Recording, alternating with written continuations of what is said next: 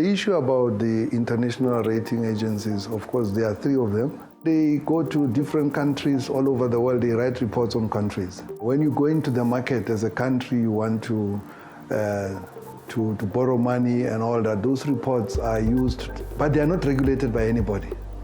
They can write anything, and they send their researchers into countries, and then they write reports on countries, and those reports are written, and then they can have serious consequences for countries. The decision to direct the APRM to provide this kind of support in the field of rating agencies emerged from concerns over the impact of poor ratings in African countries, particularly by the 3 international rating agencies that you know, Standard & Poor, Moody's, Fitch, which are not domiciled on our continent. There's generally a concern about them, not just in Africa, but globally, even in Europe, even the Chinese, even the Russians, and countries are concerned, even in the developing other parts of that these credit rating agencies, they have so much power, yet nobody's regulating them. They are governed by a regulation in their own countries, but outside the borders, there's no regulatory environment for them.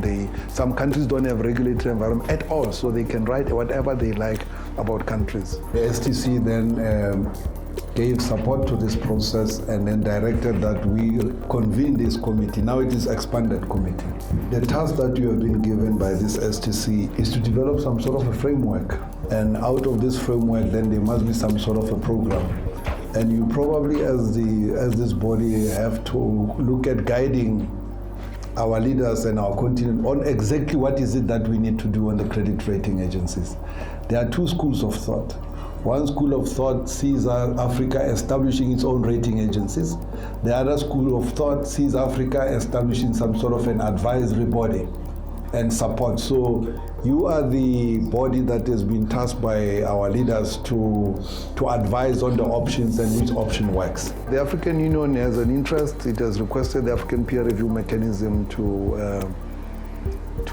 assist African countries on this matter.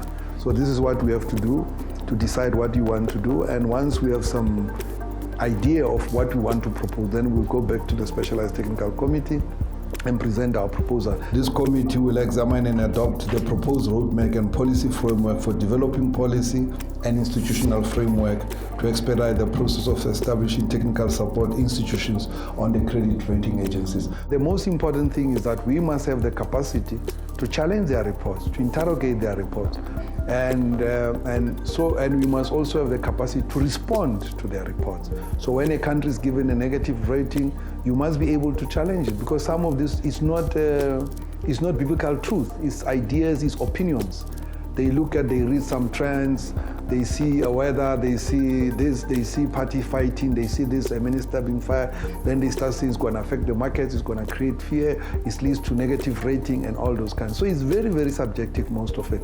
And they tend to, and it's in the developing world or in some countries that they will come with this kind of views, but there are certain countries that they never subject them to such negative reviews.